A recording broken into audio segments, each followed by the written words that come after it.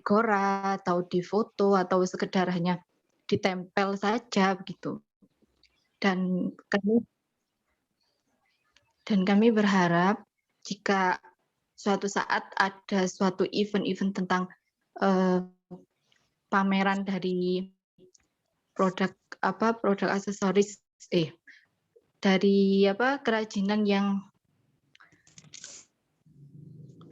yang berbahan dasar bunga yang diikuti oleh para pengrajin dari beberapa daerah mungkin kita bisa ikut dan itu merupakan cara kita untuk mempromosikan produk Everlasting Flower ini.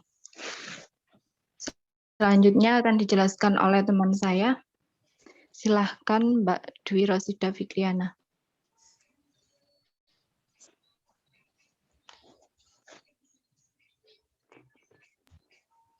Baik, terima kasih Mbak Adilia.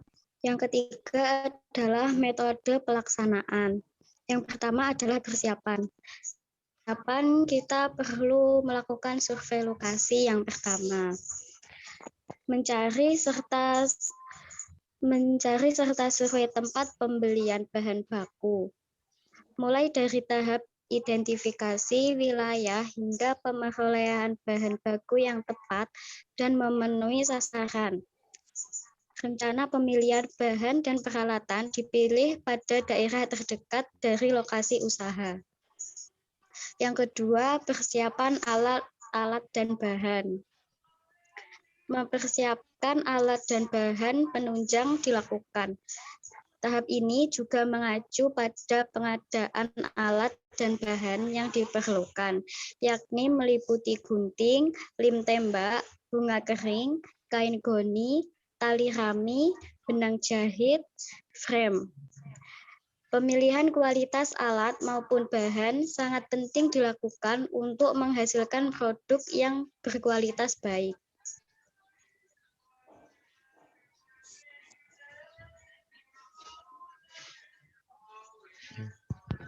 Mohon maaf Mbak, memotong waktunya kurang 4 menit nggih. Oh ya.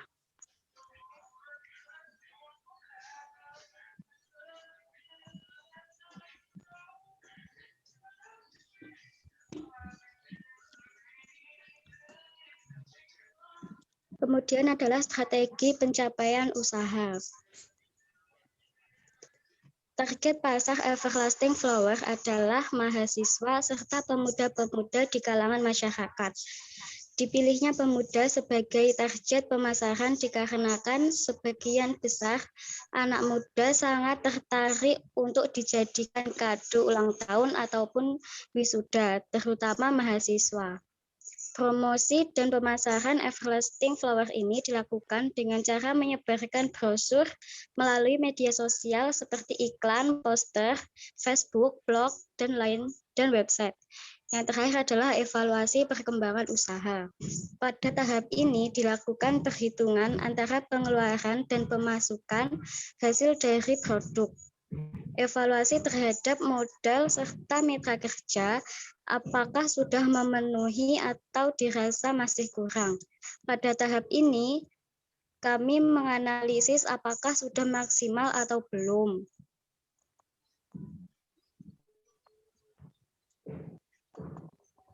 Kemudian selanjutnya disampaikan oleh teman saya.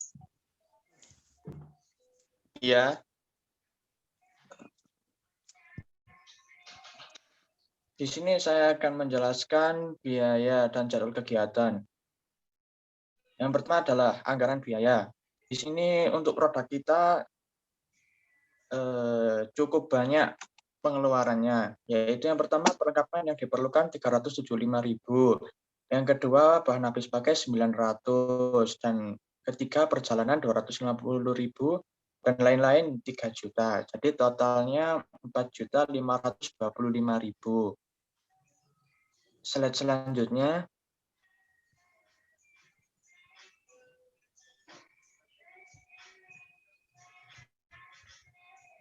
Di jadwal kegiatan untuk yang persiapan dan survei pasar itu bulan pertama, dan menguji coba pembuatan dan uji coba di bulan kedua. Untuk promosi dan mengikuti event-event bulan ketiga dan membuat produk dan memasarkan secara luas di bulan 3 dan keempat. Dan yang terakhir evaluasi di bulan keempat dan kelima.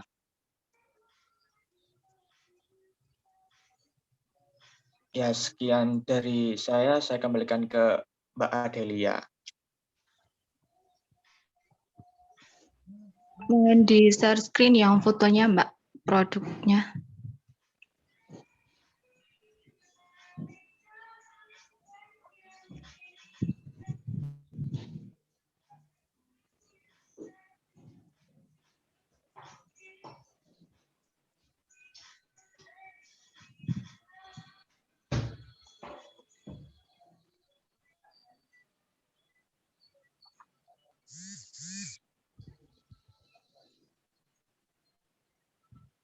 Ya, apakah sudah, Mbak?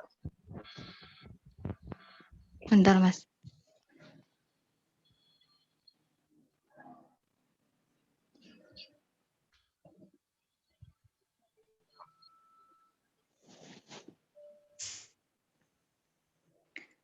Nah, gambaran produknya seperti ini. Untuk gambaran yang pertama itu dalam bentuk figura ya.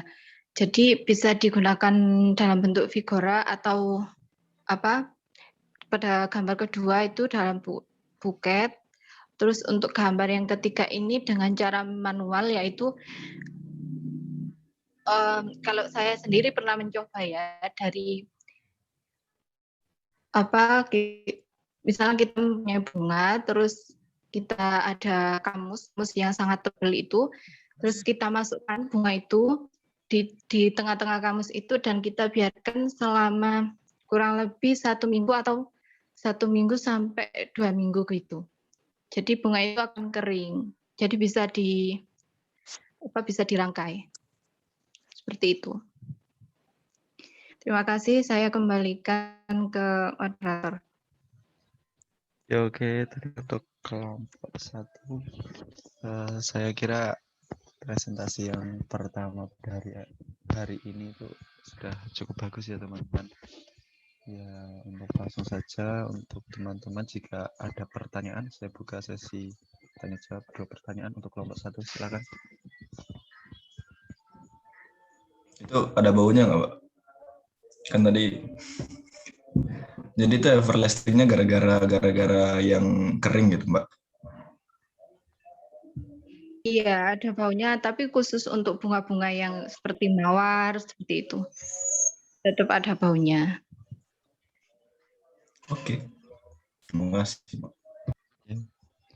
Ya, untuk teman-teman selanjutnya silakan.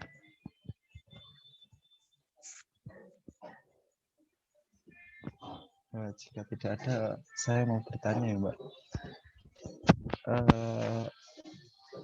Untuk ini bunga ini maksudnya gimana tuh, Mbak? Ditempel-tempel gitu dah kalau sudah kering, atau ada cara tersendiri setelah dimasukkan di dalam kamus yang tebal itu, apakah ada cara lain gitu? Kalau seumpama kalau ditaruh di dalam kamus itu kan cuma beberapa bunga gitu. Apakah ada cara lain yang seperti itu agar tidak menghilangkan aroma, bau dan juga kelayuan dari bunga tersebut?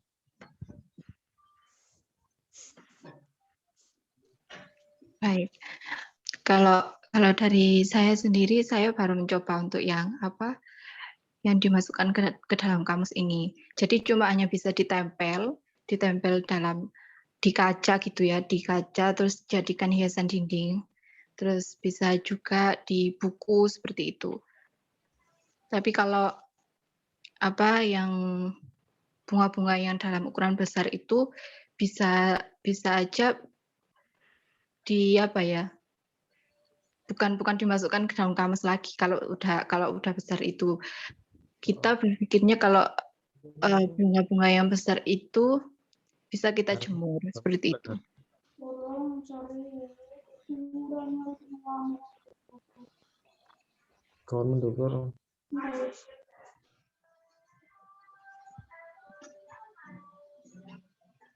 Jadi sudah ya untuk teman-teman untuk 2 pertanyaan dari kelompok pertama. Itu untuk Mbak Delia tadi sudah buka, silakan ditutup. Baik, terima kasih untuk teman-teman yang sudah memberikan pertanyaan. Kurang lebihnya dari kelompok 1 kami mohon maaf. Terima kasih. Beri tepuk tangan atau emoticon tepuk tangan untuk kelompok 1.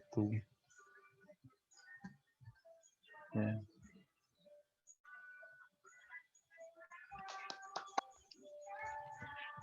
Ya, oke, langsung saja teman-teman.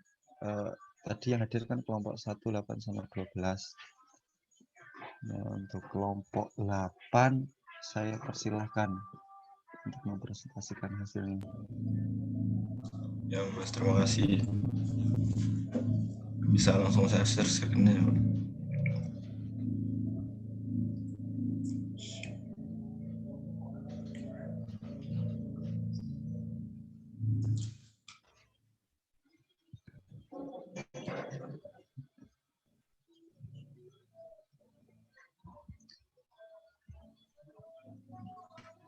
Question how not.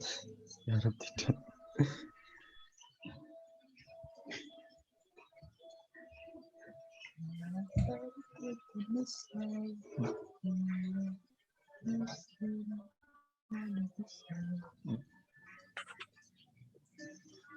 Assalamualaikum warahmatullahi wabarakatuh. Waalaikumsalam warahmatullahi wabarakatuh.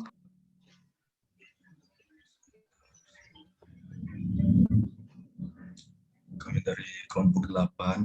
Jadi ingin mempresentasikan tentang seperti kami tentang PKMK yang telah kami rancang mengenai hand sanitizer. Pertama, latar belakang kenapa kami mengambil produk hand sanitizer dari bahan alami ini, karena seiring dengan semakin menyebarnya virus COVID-19 di Indonesia ini, jadi diperlukan alat-alat untuk menghindari diri kita, membersihkan diri kita seperti hand sanitizer. Dan kami mencoba berinovasi untuk membuat hand sanitizer dari bahan alami yang dimana bahan tersebut mudah ditemukan di sekitar kita, kemudian juga sudah terbukti bisa membersihkan dan antibakteri dan antivirus seperti itu.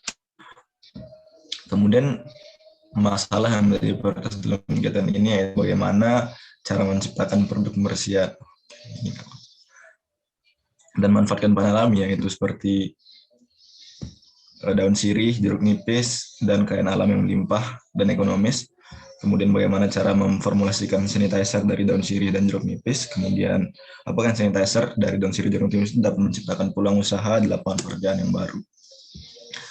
Kemudian luar yang diharapkan yaitu pengajuan haki untuk hand sanitizer, untuk produk hand sanitizer.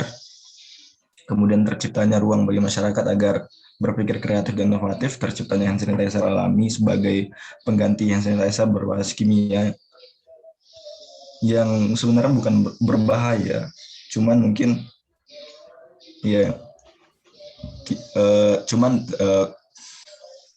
kurang ramah lingkungan. Kemudian terciptanya produk unggulan dalam negeri. Kemudian gambaran umum usaha.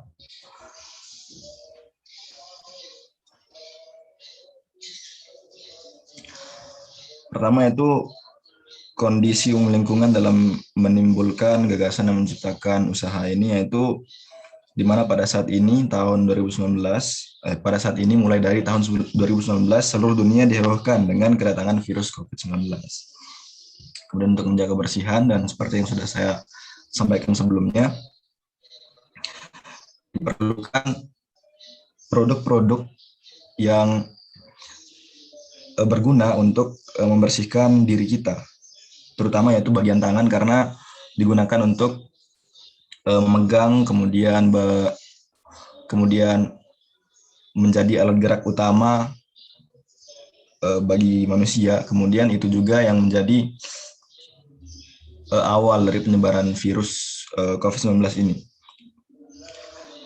Tapi kami berpikir bahwa diperlukan kreasi-kreasi dalam membuat produk hand sanitizer, khususnya sehingga bukan hanya membersihkan namun memberikan manfaat-manfaat lain. Hand sanitizer seperti ini bisa dibuat dengan bahan-bahan alami yang ada sehari-hari, seperti jeruk nipis dan daun sirih ataupun bahan-bahan lain. Namun kami memfokuskan ke bahan jeruk nipis dan daun sirih. Kemudian ada gambaran potensi sumber daya dan peluang usaha, di mana daun sirih dan jeruk nipis merupakan bahan-bahan dapur yang mudah sekali kita temukan di sekitar kita. Kemudian ada strategi pemasaran. Dalam strategi pemasaran ada beberapa hal yang diperhatikan, yaitu selain kita memasarkannya yang sebenarnya bisa dilakukan dimanapun, kemudian segi promosi dan juga harga yang akan dipasarkan. Jadi produk yang menjadi keunggulan dari produk ini yaitu bahan-bahan yang digunakan yaitu bahan-bahan alami, memiliki manfaat yang telah dipercaya turun-temurun. Jadi seperti kita tahu bahwa jeruk nipis kemudian daun sirih ini kan sudah dipercaya bisa membersihkan, kemudian melawan penyakit-penyakit dari nenek-nenek moyang kita gitu. Jadi itu bisa menjadi salah satu poin lebih yang bisa ditawarkan dalam penjualan. Kemudian tentu saja harus dikemas dengan kemasan yang menarik dan steril karena merupakan produk yang akan dipasarkan. Kemudian akan dilanjutkan oleh teman saya, Mbak Rahmi. Metode pelaksanaannya yang pertama adalah alat yang berupa pisau, talenan, baskom, panci, kompor, penyaring, sendok sayur, botol spray. Dan yang kemudian bahannya adalah berupa daun sirih 500 gram, air 200 ml, jeruk nipis 5 buah. Next.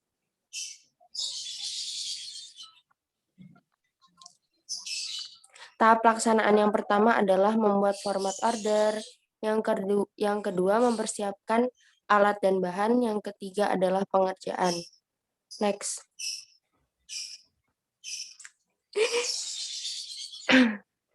Terima kasih. Jika ada pertanyaan, saya persilahkan.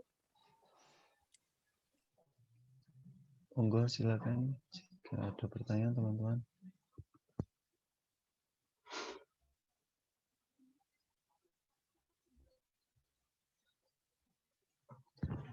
Mungkin kalau dari teman-teman tidak ada pertanyaan, saya ingin bertanya ya Mbak dan Mas, untuk pembuatan hand sanitizer terbuat dari daun sirih dan juga jeruk nipis. Nah ini untuk penjualannya itu bagaimana? Kita menjual daun sirih sama jeruk nipis di packaging atau kita membuat menjual hand sanitizer itu sudah dalam adaan sudah di mix atau sudah diramu atau bagaimana? Terus untuk kayak aroma baunya itu dan juga efisiensi untuk persaingan produk dari hand sanitizer biasa itu apakah ada kelebihannya untuk PKM sama ini?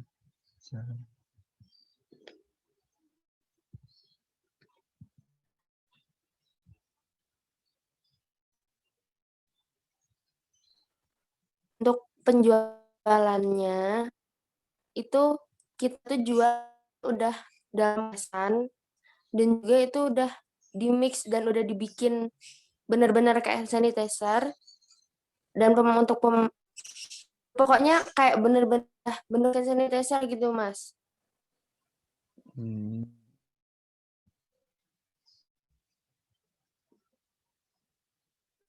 Terus Mbak, itu apa namanya?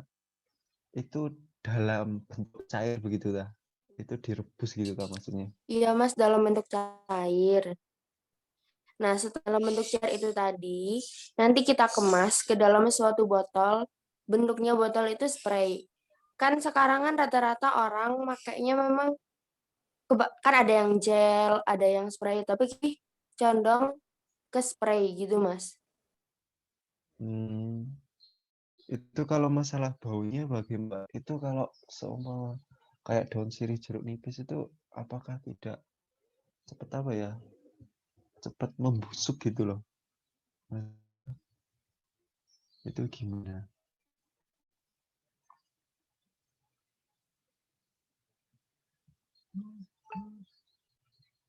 Halo.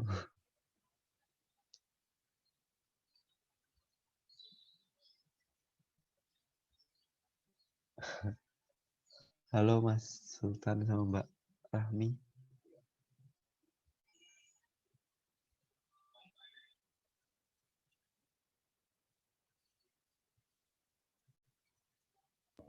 Gimana tadi masalah baunya ya, Mas? Baunya kalau seumpama sudah kan dijual, kalau seumpama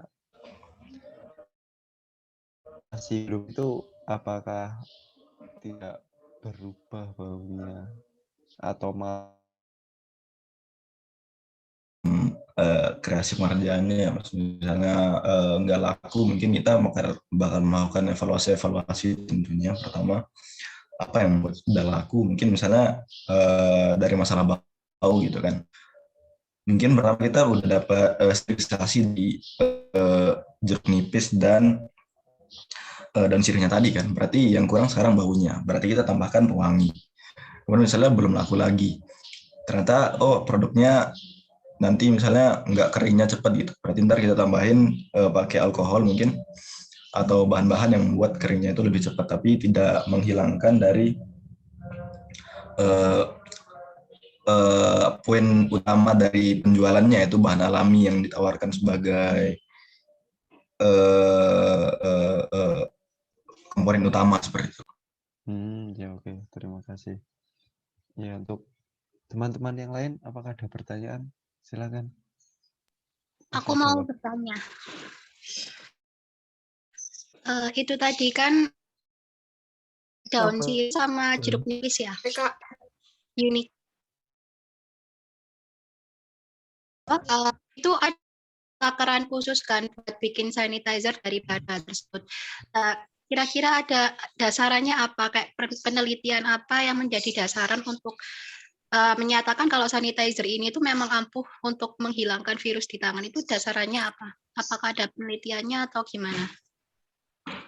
Jadi kami mengambil ide ini karena memang penelitian yang sudah dilakukan tentang bahan-bahan ini gitu memang sudah ada dari dulu gitu Mbak. Jadi bahwa kandungan yang terdapat di dalam jeruk nipis dan si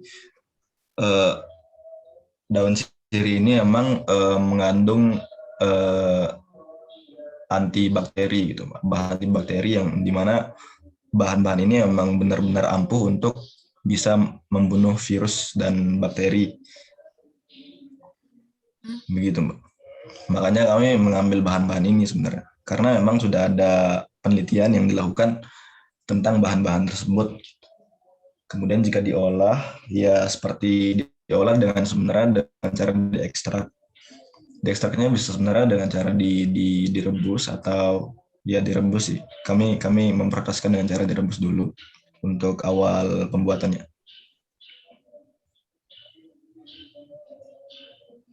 Gimana, Pak?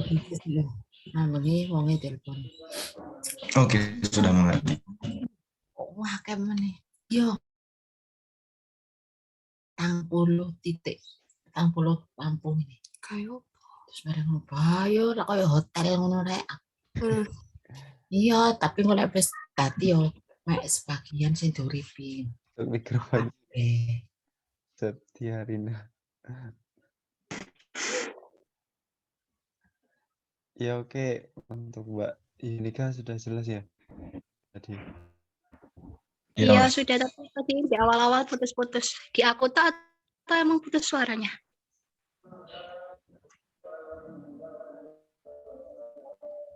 Mbaknya toh, Mbak.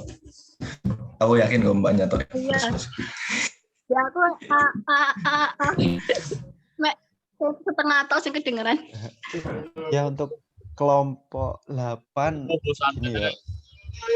Untuk idenya itu saya rasa cukup bagus karena menggambarkan kondisi saat ini itu bagus.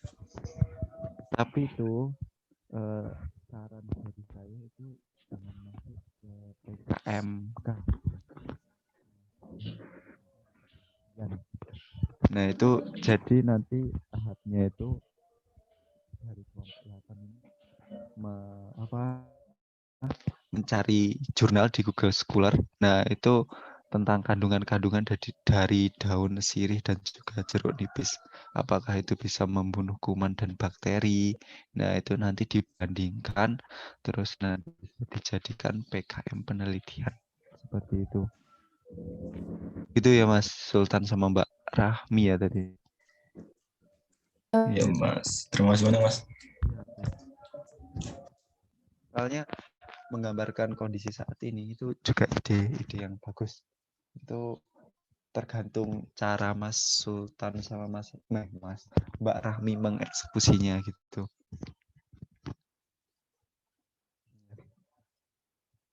Oke, saya rasa cukup untuk pertanyaan dari kelompok PAN. Silakan Mas Sultan ditutup. Terima kasih banyak. Saya tutup presentasi untuk kelompok saya. Assalamualaikum warahmatullahi wabarakatuh. Waalaikumsalam warahmatullahi wabarakatuh. Dari give applause untuk kelompok teman-teman. Presentasinya.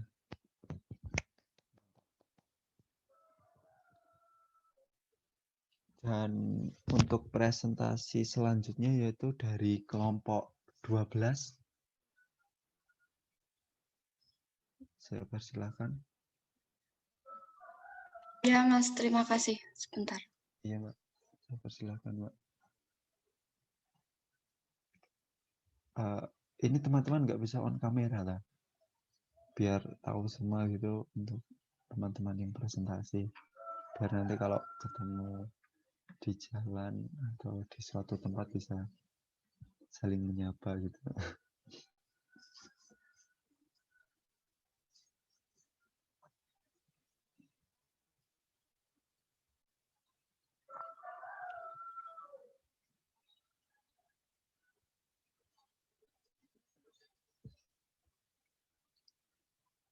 Halo Mbak Lailatul. Nah, oke.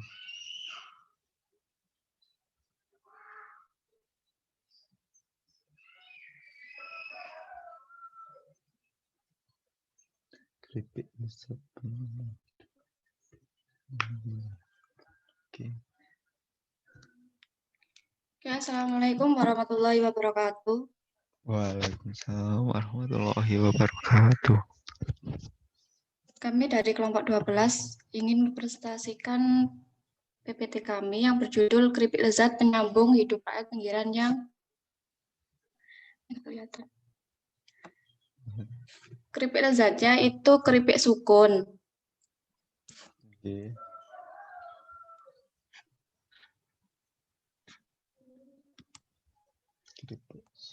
Oleh 3 orang, yaitu saya sendiri, Lailatul Mustafidah, yang kedua Mas Nandito Pramudia Pratama, yang ketiga yaitu Muhammad Zidan Abidullah. Kemudian pendahuluan. Latar belakang di sini kami membuat terobosan dan inovasi baru agar tetap terdepan dalam bisnis kuliner, salah satunya yaitu bisnis keripik sukun. Terus masakan dari buah sukun ini banyak disukai oleh para peminat kuliner dari usia anak kecil hingga dewasa. Budidaya buah ini bahan bakunya merupakan jenis tanaman khas di Indonesia. Mungkin kalian sudah nggak asing lagi dengan buah sukun, sehingga dapat mengangkat dan mempromosikan makanan Nusantara tradisional di masyarakat. Apalagi masyarakat sendiri, masyarakat Indonesia kebiasaannya setiap kali makan itu di sampingnya ada keripik. Kemudian masalah yang menjadi prioritas dalam kegiatan memiliki beberapa kendala. Salah satu kendala yang dihadapi dalam bisnis usaha keripik sukun ini adalah keberadaan kompetitor yang menjalankan bisnis jenis. Oleh karena itu, untuk bisa memajukan usaha keripik sukun ini, perlu diberikan suatu sentuhan yang bisa membedakan usaha ini dengan usaha yang lain. Biasanya itu keripik sukun dijual dengan yang original. Nah, kalau kami itu dengan tambahan pedas, karena sekarang kalau banyak orang yang nggak pedas itu nggak enak. Peluang yang diharapkan, yang pertama memberikan peluang kerja untuk ibu rumah tangga, yang kedua membuat makanan ringan yang sesuai anak-anak, dan yang ketiga memberikan pekerjaan untuk orang sekitar yang menganggur. Selanjutnya bisa dijelaskan oleh Mas Zidan.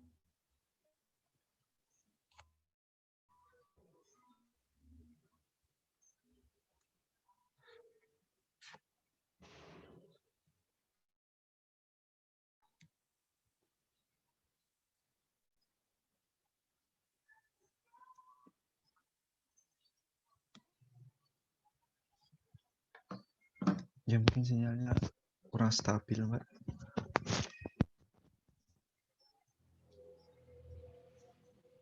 Mungkin Mas Zidan belum.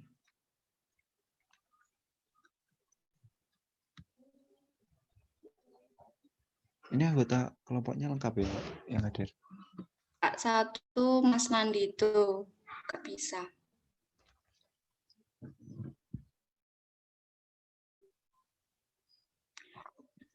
Baik, saya lanjutkan manfaat kegiatannya. Dalam usaha keripik sukun, ini sebenarnya adalah kita bisa mendapat keuntungan finansial dengan adanya usaha ini. Di samping itu, dengan adanya usaha keripik sukun ini, kita dapat menyediakan lapangan pekerjaan untuk orang lain. Kita juga bisa membantu para budidaya buah sukun yang bermitra dengan kita untuk memasarkan produk sukun yang telah mereka hasilkan.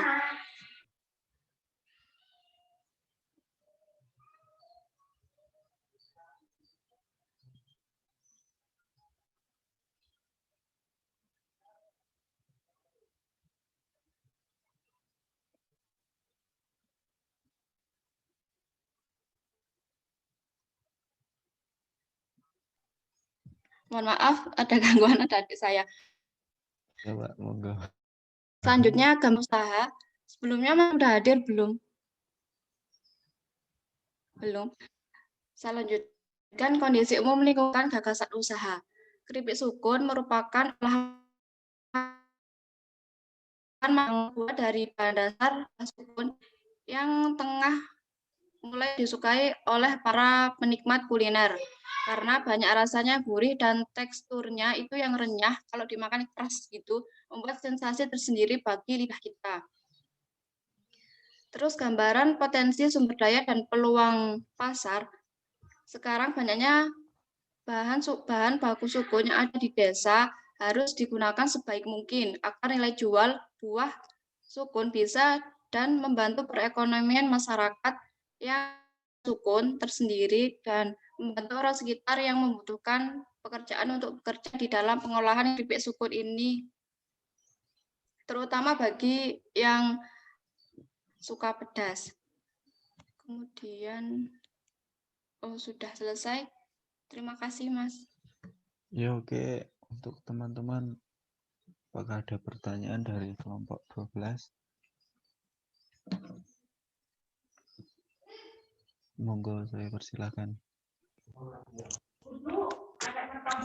Saya mau tanya. Oke, monggo, silakan, Mas. Itu yang menjadi nilai tambah alasan membuat keripik sukun itu apa? Itu rasa pedasnya. Kan kalau di sini itu biasanya rasanya itu original. Ya kan itu kan penambah rasa kan. Kalau dari sukun sendiri kan kebanyakan orang Mas kalau dimasak itu dibuat gorengan, itu Iya, dikasih tepung biar kalau dibikin kerupuk itu apa luarnya saja, kan tengahnya itu kan apa ya isinya terus kayak tewel apa dalamnya tewel itu loh. Benar. Yang bisa dipakai kan bisa dipakai itu yang ada luarnya. buah. Ya, itu gambarannya seperti apa ya? Apa? Gambar jadinya keripiknya itu. Kalau gambarnya sih nggak ada, kayak sama sih seperti keripik-keripik lainnya. Cuma Soalnya orang makan sukun itu kan yang membuat ada rasanya kan yang di tengah. Kebanyakan seperti itu kan, terus ditambahi apa? Dibuat gorengan. Berarti kalau buat ya, keripik yang menjadi tambahannya cuma pedas itu ya? iya. Ya, terima kasih.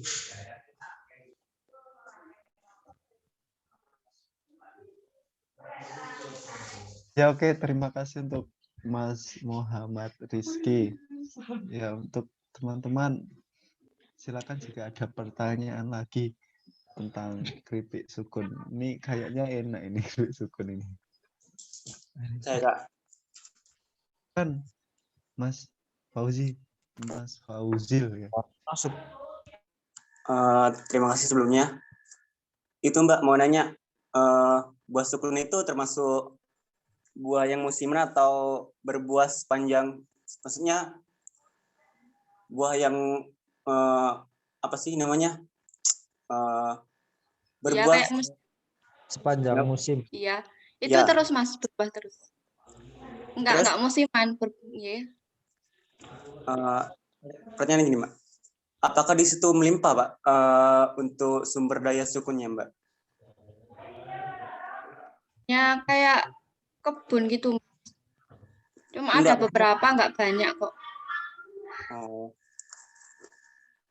Tapi kan kalau diolah itu kan jadi tipis-tipis gitu kan Mas, jadi kan banyak. Oh, iya Mbak, makasih Mbak. Kirain saya musiman terus pas lagi nggak musiman Mbaknya itu apa sih namanya produksi apa gitu. Kirain musiman kata saya Mbak, makanya saya nanya. Sekian, terima kasih Mbak. Yeah. Terima kasih untuk Mas Fauzil. Saya rasa juga cukup unik ya, soalnya di daerah saya itu buah sukun itu nggak ada yang dijadikan keripik, belum ada yang mengeksekusi buah sukun jadi keripik. Mungkin dijadikan gorengan gitu ya. Dan nanti mungkin saya membayangkan jadikan keripik kayaknya juga masuk akal, karena kenapa kalau sudah matang manis ya Mbak buah sukun itu, iya kan? Enggak Mas, sedep gitu Mas pokok. Ya sedep benar, iya. Iya mungkin tambahan dari saya kalau untuk buah sukun nanti apa ya? Itu di daerahnya Mbak Lailatul banyak dah? Enggak sih. Hanya keluarga pernah buat. Oh, Tapi pernah kalau dijual itu ada originalnya, cuma original. Untuk di daerah teman-teman di sini apakah ada yang jual keripik sukun? Ada Kak. Ada. Sudah ada. Oh, ada. Ada. Oh, berarti tempat saya yang di daerah saya ada Mas. Oh iya, mantap. Itu bisa dikembangkan Mbak. Nanti mungkin dari segi rasa ya dari Mbak Lalatul tadi, terus untuk keunggulannya dari keripik-keripik yang lain, atau gimana ya dari segi packaging, terus untuk harga bisa terjangkau seperti itu ya Mbak Lailatul. Ya oke, untuk saya rasa cukup bagus juga untuk kelompok 12 ini untuk mempresentasikan PKM-nya. Ya, silakan Mbak Railatul ditutup. Ya, terima kasih banyak untuk Mas Ferry Widodo. Sekian, terima kasih sama Mas Fauzil. Sekian, wassalamualaikum warahmatullahi wabarakatuh. Waalaikumsalam warahmatullahi wabarakatuh.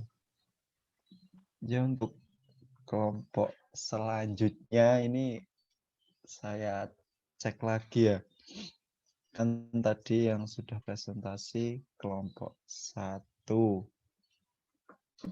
sama 8 dan juga 12. Di sini anggota kelompok 4, 5, 6 apakah ada?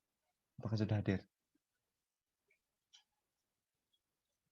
Belum hadir juga ya. Untuk kelompok 10, 11 dan juga 13 gimana? 10 hadir. Dan sudah hadir? 10. Oh iya, oke. Ya, oke. Langsung saja untuk kelompok 10 saya persilahkan untuk mempresentasikan tugasnya. Silakan.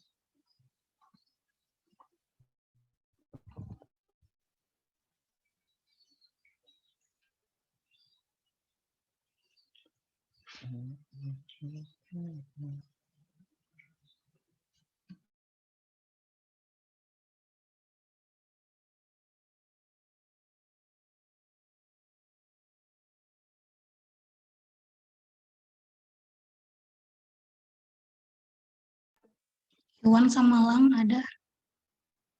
Halo? Oh ya, hadir.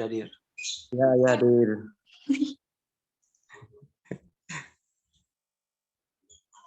Bisa dimulai ya? Iya Mas, monggo, silakan. Terima kasih. Assalamualaikum warahmatullahi wabarakatuh. Waalaikumsalam warahmatullahi wabarakatuh.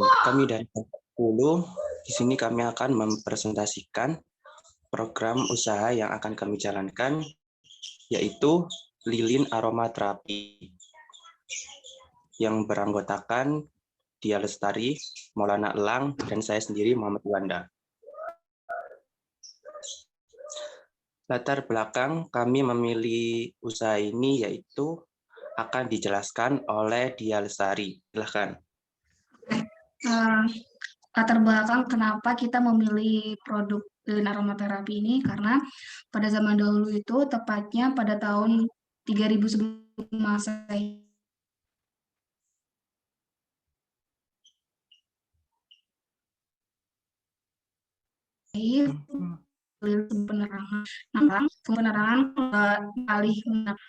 maka fungsi lilin itu bukan penerangan, melainkan hanya digunakan untuk tentu saja seperti untuk acara ulang tahun, pesta, candlelight dinner, atau upacara adat.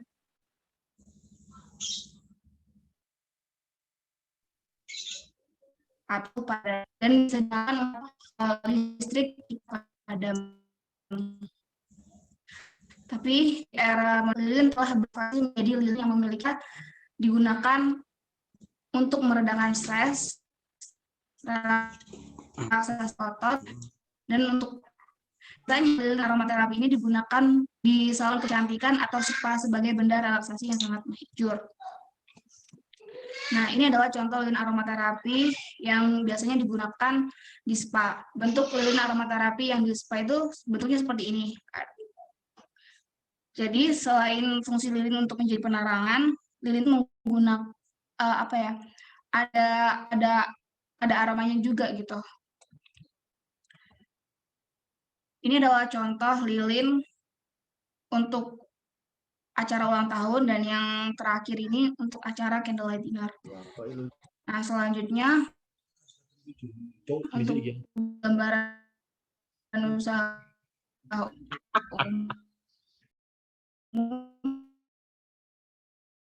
akan dijelaskan. Ya, yang selanjutnya yaitu gambaran umum rencana usaha.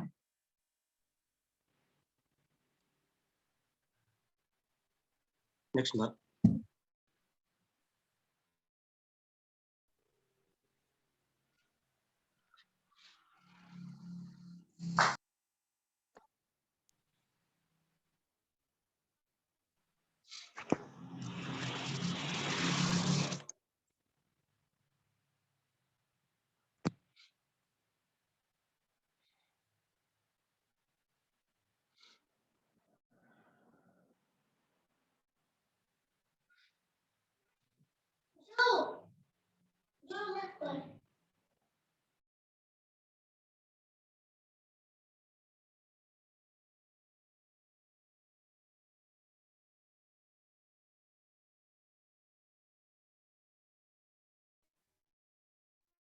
Screen-nya hilang, Mbak. Screen-nya hilang. Saya screen ya? Iya. Ini sulapan. Silakan dilanjut.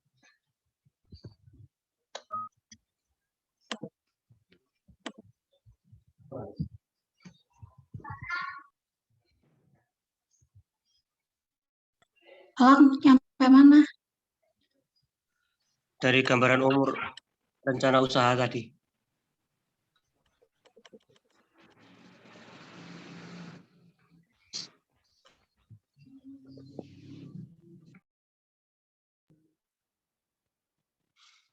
Gambaran umum rencana usaha.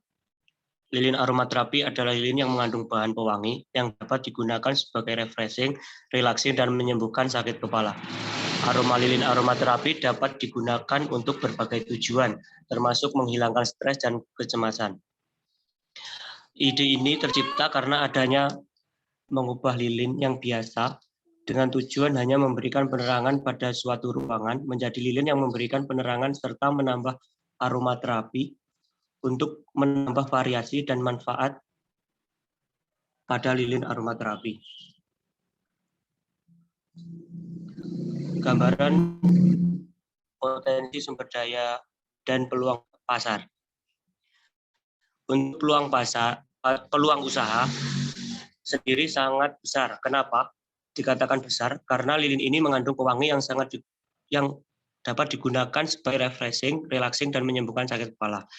Kira-kira usaha ini memang menarik banyak konsumen karena orang membutuhkan sesuatu yang membuat pikiran menjadi tenang, dan lilin aromaterapi ini menjadikan ruangan memiliki kesan yang mewah.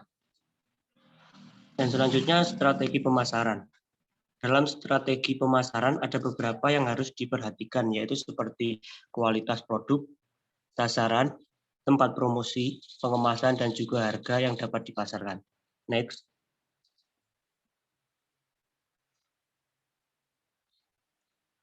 Gambaran usaha yang direncanakan.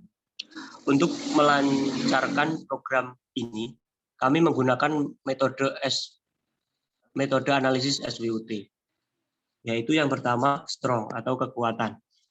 Kekuatan pada produk ini yaitu lilin aromaterapi ini dapat digunakan untuk berbagai tujuan, termasuk menghilangkan stres dan kecemasan. Yang kedua yaitu lilin aromaterapi dapat menambah kesan ruangan menjadi mewah. Yang kedua yaitu weakness atau kelemahan. Kelemahan dari produk ini yaitu lilin aromaterapi ini mudah pecah karena berbahan baku gelas. Yang ketiga yaitu opportunity atau kesempatan. Kesempatan pada produk ini yaitu bahan baku yang mudah didapatkan. Yang kedua, sistem pemasarannya cukup mudah karena banyak media online yang dapat menjadi sasaran untuk sarana pemasaran.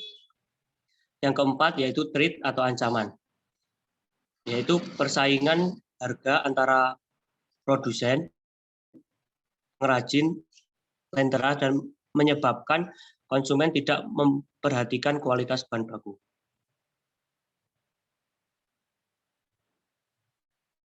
Next.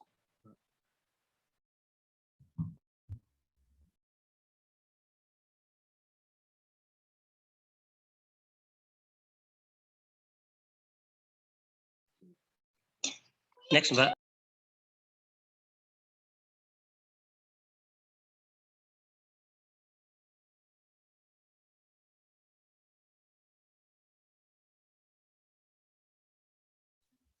Ya mungkin dari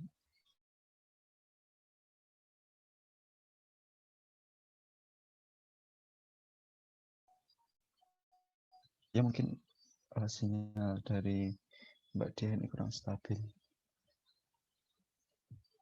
Oke, silakan.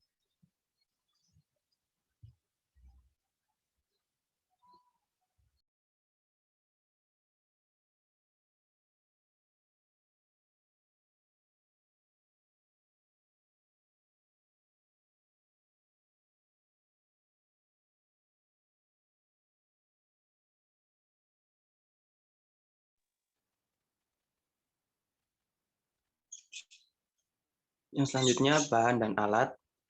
Alat yang diperlukan seperti gelas kaca, termometer, mug stainless steel, hot gun, panci, timbangan digital, mangkok kaca, pisau, gunting, dan yang terakhir lilin. Alat bahan yang disiapkan yaitu soybean wax, sumbu, essential oil, stick es krim, isi lem tembak.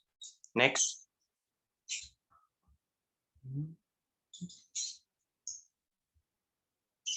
Tahapan pelaksanaan produksi. Yang pertama, siapkan wadah atau alat-alatnya, campurkan soy wax ke dalam mug stainless steel, kemudian taruh di atas kompor, biarkan hingga meleleh. Setelah meleleh, angkat dari kompor, cairan soy wax diberikan fragrance oil agar wangi. Yang keempat, cairan soy wax tadi sudah siap dituangkan ke dalam wadah gelas yang sudah ada sumbunya. Yang terakhir, setelah semuanya sudah siap, tinggal di packing dengan menarik. Next.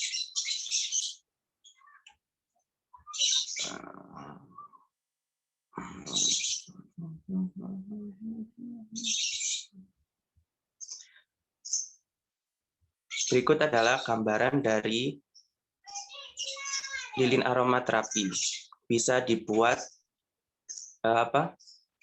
souvenir untuk acara pernikahan atau pesta, juga bisa dibuat, ditaruh di rumah-rumah, kayak di ruangan, kemudian di spa juga, biasanya di spa untuk relaksasi. Next. Dan tidak menutup kemungkinan kami juga akan memproduksi airworks. Airworks yaitu dari bahan yang sama seperti lilin aromaterapi, yaitu bahan utamanya dari lilin, tetapi ini penggunaannya tidak dibakar ataupun tidak memakai sumbu, lebih ke seperti stella untuk pengharum ruangan. Ini aromanya bisa bertahan sekitar 2 sampai 1 bulanan.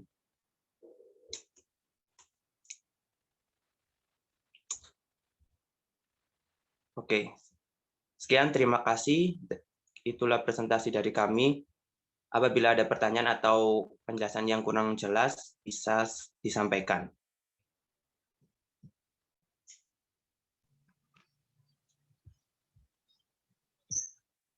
Monggo, silakan teman-teman. Izin bertanya, Mas. Oh, silakan. Ya. Jadi tadi kan produknya itu lilin terapi. Setahu saya itu kan memang lilin terapi itu kan antara dibuat spa atau dibuat di rumah makan yang bagus. Nah, yang mau saya tanyakan itu, ada nggak Mas fungsi lain selain dari hiasan dan aromaterapi, misalnya nih buat ngusir nyamuk atau ngusir serangga gitu, supaya kayak biar lebih efektif lagi gitu. Mungkin produk Masnya ada kelebihan seperti itu apa enggak? Terima kasih, Mas.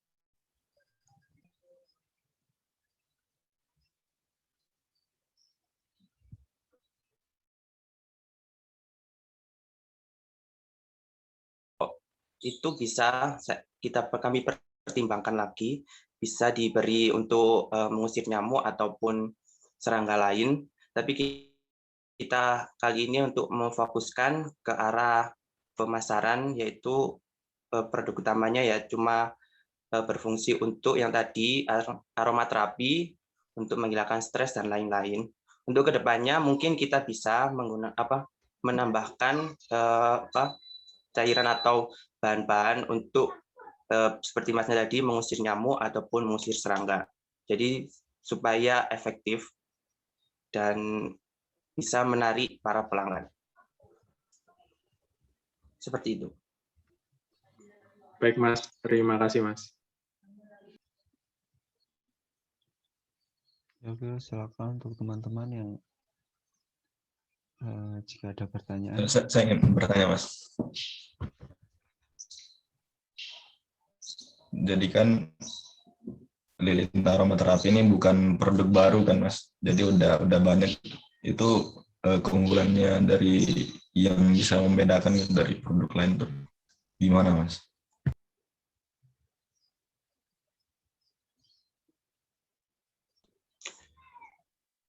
Memang lilin aromaterapi ini sudah banyak ya beredar ya di pasaran. Mungkin yang membedakan kita tidak banyak juga. Mungkin dari kemasan atau bisa kan lilin aromaterapi di pasaran itu cuma putih itu warnanya. Dan kita bisa memberikan warna lain atau warna merah sesuai aroma terapi yang tertuang di lilinnya.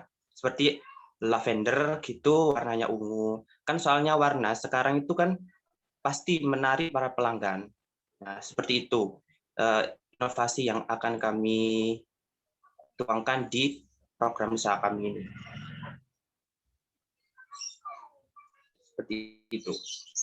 Terima kasih Mas. Sama-sama. Ya oke, saya rasa cukup ya untuk pertanyaan dari kelompok 10 ya. Ya untuk Mbak Diah silakan ditutup. Sekian dari kelompok kami tentang lilin aromaterapi. Terima kasih. Wassalamualaikum warahmatullahi wabarakatuh. Waalaikumsalam warahmatullahi wabarakatuh. Waalaikumsalam warahmatullahi wabarakatuh. Aplaus untuk kelompok 10.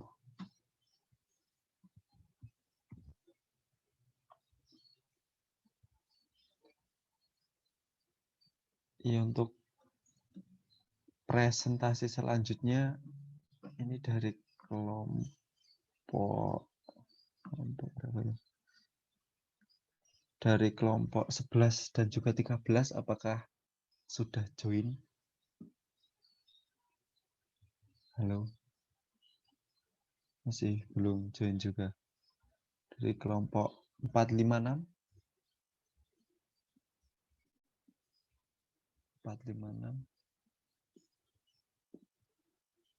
belum join juga ya. Ya oke. Jika belum join nanti mungkin dari panitia ada kebijakan lain ya. Karena presentasi kali ini sudah selesai. Nah, saya harap teman-teman untuk on cam akan saya screenshot atau dokumentasi. Saya persilahkan.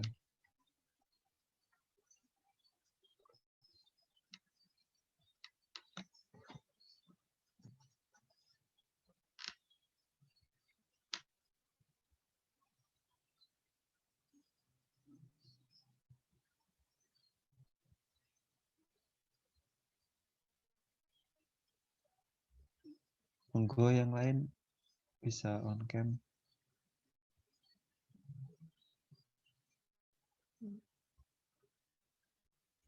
Ya oke. Saya hitung ya teman-teman. 1, 2, 3. Oh yang baru on cam silakan.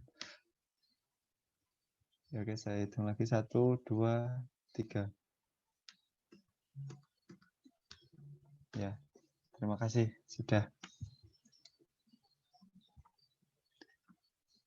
Ya untuk acara selanjutnya ini Mas Agus Aden apakah bisa? Digantikan oleh saya Mas Fari, ayahnya Mas Aden sakit. Oh, sakit.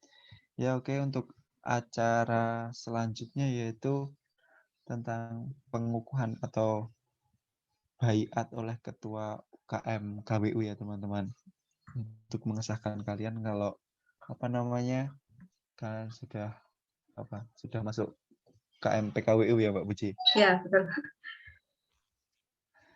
Karena ketua kita tidak bisa hadir karena ada kendala atau ada yang lain.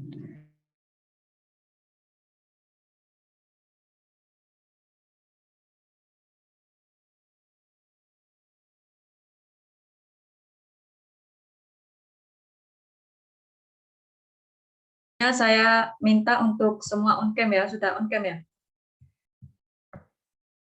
Sudah semua Mas Ferry? Belum. Ayo yang belum on cam. Ya silakan teman-teman on cam kembali. Cuma sebentar, nggak ada 5 menit. Siap. Saya Ya. Nggak apa-apa.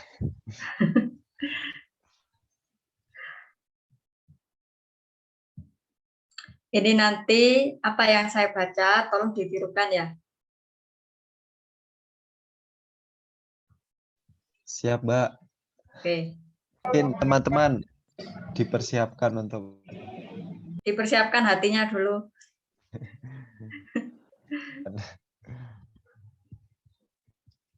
Oke, bisa dimulai Mas Ferry ya? Ya, Mbak, monggo. Bismillahirrahmanirrahim.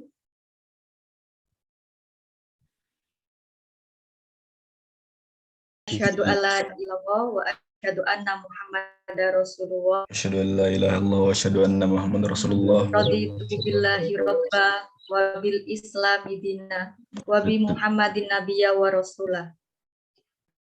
Raditu billahi rabba bil islami dinna wa bi Muhammadin nabiyya wa rasulah. Kami dengan sadar dan penuh tanggung jawab. Kami dengan sadar dan penuh tanggung jawab. Dengan ini menyatakan. Satu. Siap menjadi anggota Kewirausahaan Golden Planner. UKM Kewirausahaan Golden Planner.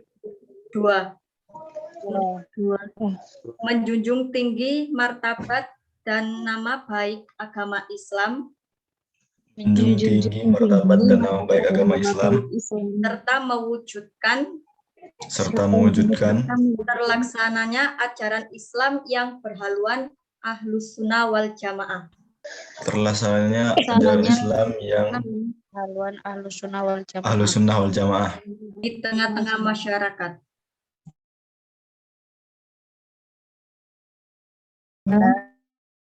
Setia kepada NKRI yang berdasarkan kepada Pancasila dan UUD 1945. Ya, kepada Pancasila yang berlandaskan UUD 1945. 4. Siap melaksanakan tugas dan kewajiban sebagai anggota untuk kepentingan organisasi secara keseluruhan. Untuk kepentingan organisasi secara keseluruhan. 5. Taat dan patuh kepada peraturan. Dasar dan peraturan rumah tangga UKM Kewirausahaan Golden Planner. Dasar dan peraturan rumah tangga Kewirausahaan Golden Planner. 6. Bertanggung jawab atas ikrar yang diucapkan. Bertanggung jawab atas ikrar yang diucapkan. La haula wala quwata illa billahil azim. La haula wala quwata illa billahil aliyyil azim. Dengan ini saya mengucapkan kalian resmi menjadi anggota UKM Kewirausahaan Golden Planner. Dan ini bukan. Terima kasih untuk partisipasinya teman-teman. Ya, oke. Saya kembalikan ke moderator. Ya, saya rasa kita close dulu untuk teman-teman yang sudah resmi menjadi anggota UKM Kewirausahaan. Ya, give applause teman-teman. Mantap. Ya, untuk teman-teman atau anggota PKWU atau KM kewirausahaan. Dari sini, dari presentasi tadi ada tambahan ya untuk kayak masalah PKM itu nanti bisa lolos di dana itu seperti apa. Mungkin dari Mbak Puji atau dari yang sudah berpengalaman, tolong dijelaskan secara apa ya Mbak? Ada tambahan? Silahkan lagi. Kenapa tidak Mas Ferry? Oke, kemarin saya sudah sebenarnya Mas Ferry, sekarang tinggal giliran Mas Ferry. Oke, pesan saya untuk semua anggota UKM kewirausahaan, tentunya kami membuat program ini dengan maksud dan tujuan kita satu langkah lebih better, lebih baik. Jadi dengan adanya kalian membuat proposal PKM,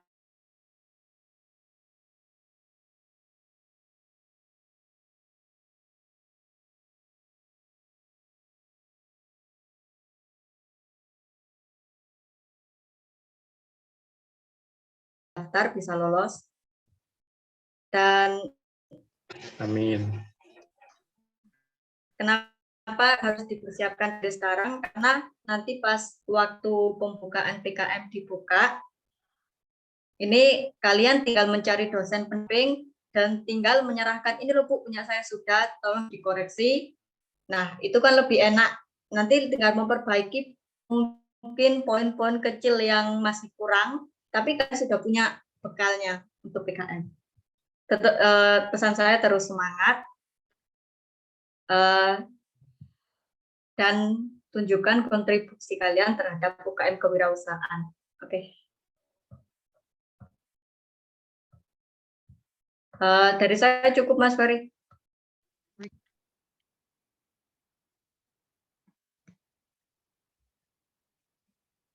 Ya, oke, mohon maaf ya teman-teman, tadi ada kendala teknis.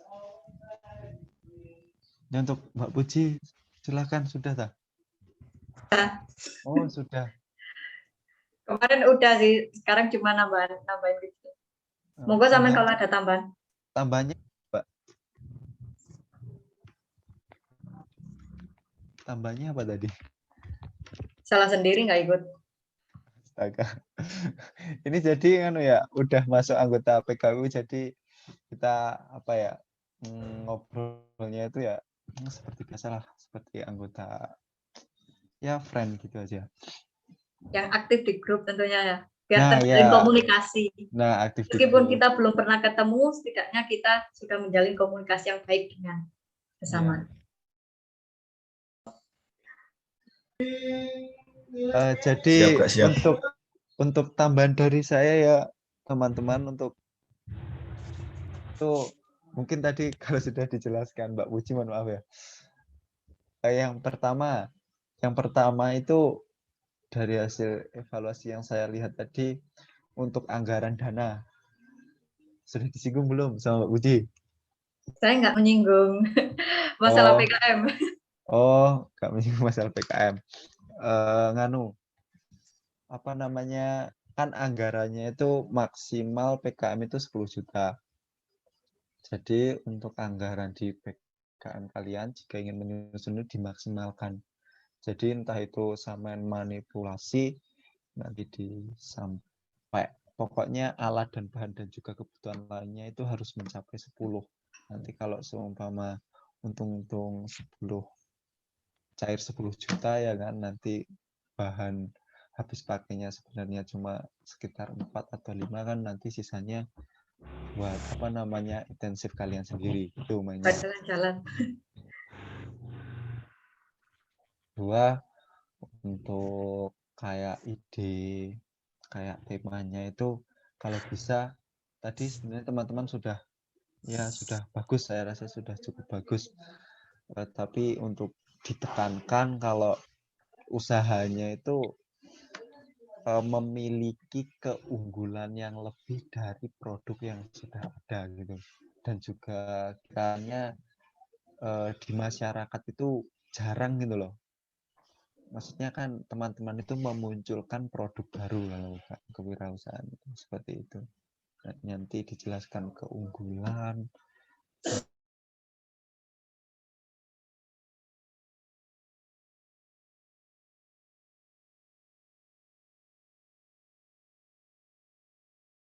bahan baku yang melimpah di dalam masyarakat. Nah, itu teman-teman nanti bisa membuat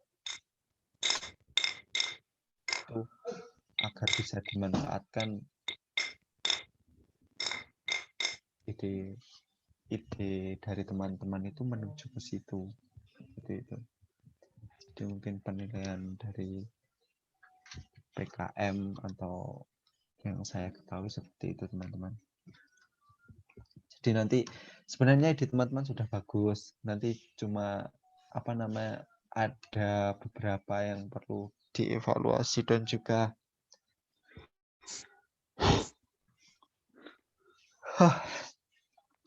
sebentar teman-teman.